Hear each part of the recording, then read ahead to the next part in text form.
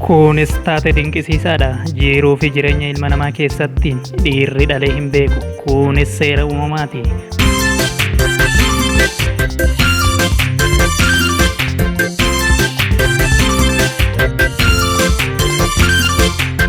Oduun gama Ameerikaa Waashingtan DC as baate garuu waan dhaga'uuf amanuuf namatti hedduu ulfaatu ture. Dubbichi akkas ture. Dargaggeessi weellisaan lammii Ameerikaa al tokkotti abbaa haadhas ta'e jedha dhaadannoo isaa keessatti.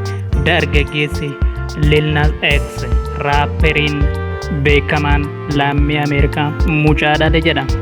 Raapperiin kun mucaa dhaluu isaa kan beeksise sirba albama isaa haaraa gabaaf dhiyeessuuf yeroo jedhutti ture.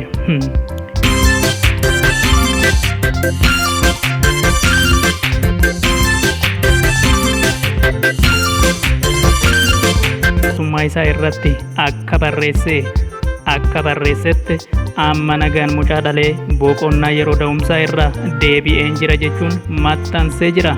Dinqisiifattoonni weellisaa fi raapperii kanaa taateen kun dhugaa ta'uu adda baafachuuf deddeebiin gaaffii dhiyeessaniifi turan.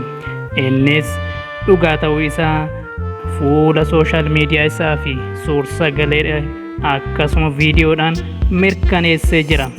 Ani yeroo tokkotti abbaa fi haadha jechuunis deebii laatee dhaadataa jira. Yeroo tokkotti abbaas haadhas ta'uun kun akkamiin danda'ama laata?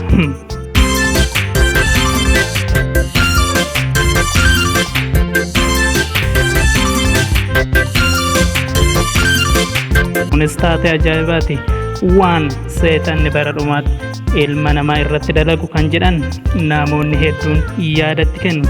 Kunis taatee dinqisiisaa fi fokkisaa jiruuf jireenya ilma namaa keessatti ta'ee hin beekne jedhanii namoonni fuula sooshaal miidiyaa irra naannessuun ajaa'ibsiifatu.